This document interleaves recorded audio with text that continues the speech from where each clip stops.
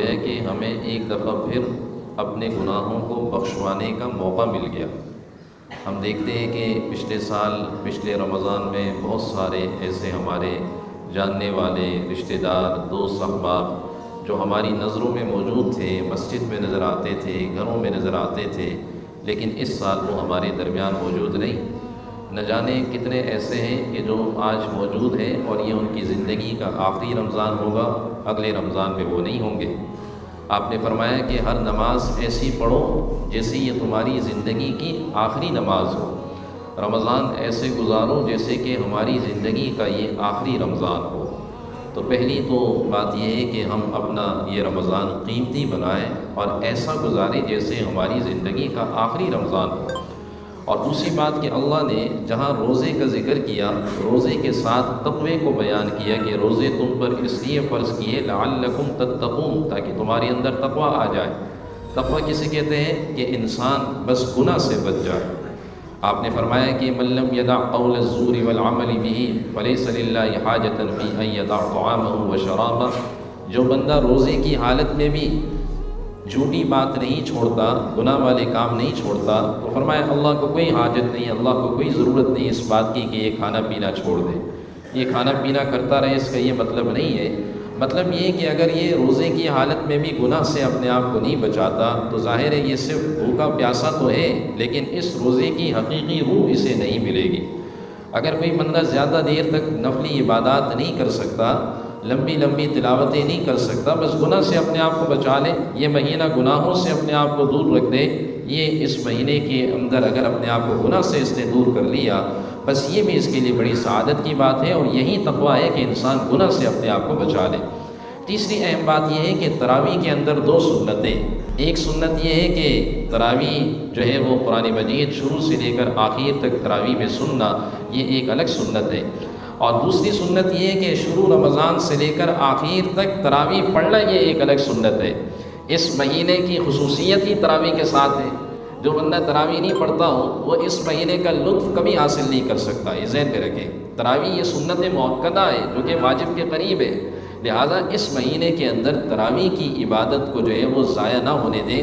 رسول اللہ صلی اللہ علیہ وسلم نے کیا ارشاد فرمایا کہ جو بندہ اس مہینے کے اندر رات کے قیام اللیل کو پڑھتا ہے، فرمایا غفر له ما تقدم من ذنبه، اللہ اس کے بھی اگلے پچھلے گناہوں کو معاف کر دیتا ہے۔ جہاں پر نفلوں کا ثواب فرضوں کے برابر ہے، اور جہاں پر ایک ایک سجدے پر 1,500 نیکیاں ملتی ہے، جہاں ایک ایک عمل کو کئی کئی گناہ کے برابر ثواب دیا جاتا ہے، تو ہم اس کو کیوں ضائع ہونے دیں؟ لہٰذا تراویح کی اس سنت کو جو ہے وہ ضائع نہ کریں، اور آخر تک یہ عزم کریں کہ ہم نے تراویح پڑھنی ہے۔ چوتھی اہم بات، چونکہ اس مہینے کے اندر نفلی عبادات کا ثواب فرضوں کے برابر ہے، تو نفلی عبادات کا اہتمام کریں۔ نفلی عبادات میں کیا ہے؟ سب سے پہلے تو تہجد کی نماز آتی ہے، ویسے ہی سحری میں سب بیدار ہوتے ہیں، تو تہجد کی بڑی فضیلت ہے۔ آپ نے فرمایا کہ میری امت کا اشراف امتی حملۃ القرآن و اصحاب اللیل، میری امت کا سب سے معزز طبقہ کون سا ہے؟ جو قرآن والا ہے، وہ اصحاب اللیل، اور رات کی نماز والا ہے۔ یا ایھا المزمل قم اللیل الا قلیلا، اللہ نے اپنے پیارے کو کہا کہ آپ بھی رات کے وقت کھڑے ہو کر عبادت کیجئے، ساری رات ہو یا آدھی رات ہو یا اس سے کم ہو، لیکن رات کی عبادت ضرور کیجئے۔ تو اور کچھ نہ صحیح، جب سحری کے لیے بیدار ہو تو کم سے کم 4 رکعت 6 رکعت آپ تہجد کی نیت سے پڑھ لیا کریں، اس موقع پر دعائیں قبول ہوتی ہے، اور اللہ سے اپنی حاجات مانگا کریں، اس کو ضائع ہونے نہ دیں۔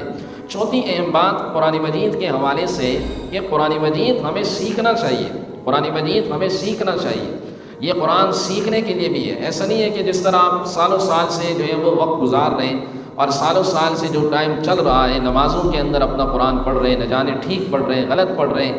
ہم اپنے بچوں کو تو بھیجتے ہیں مدرسوں میں، اور بچوں کو تو کہتے ہیں قرآن ٹھیک جگہ سے جو ہے وہ پڑھنا چاہیے، بچوں کا قرآن اچھا ہو، لیکن خود سیکھنے کا شوق نہیں رکھتے، اور نہ خود سیکھتے ہیں۔ بعض ایسے لوگ بھی ہیں کہ کئی سالوں سے نماز پڑھ رہے ہیں، لیکن ان کی نمازیں خراب ہیں، ان کی نمازوں کے اندر قرآن ٹھیک نہیں ہے، اور اس کے لیے ہم وقت نہیں دیتے، اس کے لیے ہمارے اندر شوق ہی نہیں ہے۔ ہمیں قرآن مجید سیکھنا چاہیے۔ رسول کریم علیہ السلام نے فرمایا تعلموا القرآن، قرآن سیکھا کرو۔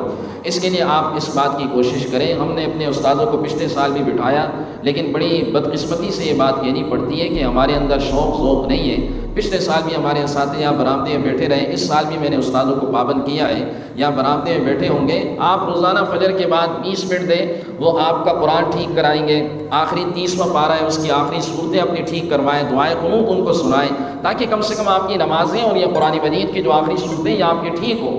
اور اس کے ساتھ اہم بات یہ بھی ذہن میں رکھیں کہ ابو الدرداء رضی اللہ تعالیٰ عنہ فرماتے ہیں کہ رسول اللہ صلی اللہ علیہ وسلم سے سوال کیا گیا کہ کسی بھی شخص کی فقاہت، یعنی کسی بھی شخص کو فقیہ دین جو کہا جائے گا اس کی حد کیا ہے؟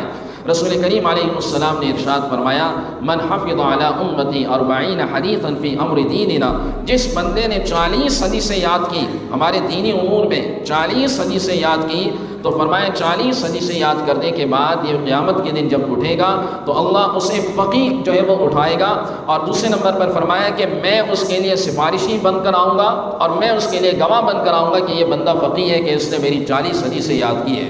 چھوٹی چھوٹی حدیثیں ہوتی ہیں، ہم اپنے مدرسے میں بچوں کو یاد کرواتے ہیں، ان سب کو یاد ہو جاتی ہے، یہ بڑوں کو کیوں یاد نہیں ہو سکتی؟ آپ نے فرمایا سمع اللہ امرأً، اللہ اس بندے پر اپنا خصوصی کرم فرمائے کہ جو میری بات کو سنے، یاد کریں اور پھر آگے دوسروں تک پہنچائیں۔ مثال کے طور پر انما الاعمال بالنیات، یہ سب کو یاد ہے، یہ حدیث تمام عملوں کا دار و مدار نیت پر ہے، الدین النصیحہ، دین خیر خواہی کا نام ہے۔ اس طرح چھوٹی چھوٹی روایتیں ہیں، وہ ہمیں یاد ہونا چاہیے کہ جب 27ویں شب کو قرآن مجید کا ختم ہوگا تو ختم ہونے کے ساتھ اس بات کا بھی ہم ایک دوسرے کو مبارکباد دیں کہ میں نے 40 حدیثیں یاد کر لی ہے۔ قرآن بھی ختم ہو رہا ہے لیکن 40 حدیثیں بھی مجھے یاد ہو رہی ہے۔ میں نے اپنے اساتذہ کو کہا ہے کہ کم سے کم 1-2 حدیثیں جو بھی آپ سے پڑھنے کے لیے آئے، جو باذوق بندے ہوں انہیں 1-2 حدیثیں بھی یاد کروائیں، تاکہ اس ماہ کے اندر کم سے کم 40 حدیثیں بھی انہیں یاد ہو جائے۔ اس بات کا جو ہے وہ ہم اہتمام کرنے والے بن جائیں، اور یاد رکھیے سستی کا علاج چستی کے سوا کچھ بھی نہیں ہے، سستی کا علاج چستی کے سوا کچھ بھی نہیں ہے۔ آپ جب وقت دیں گے اور آپ کے اندر جو ہے وہ ہمت ہوگی، چستی ہوگی، تو انشاءاللہ آپ کا قرآن بھی ٹھیک ہوگا اور انشاءاللہ آپ کو یہ احادیث بھی یاد ہوں گی۔ اللہ کریم سے دعائیں کہ اللہ کریم اس مہینے کی حقیقی روح ہمیں نصیب فرمائے، اس کی قدردانی ہمیں نصیب فرمائے۔ وآخر دعوانا ان الحمد للہ رب العالمین۔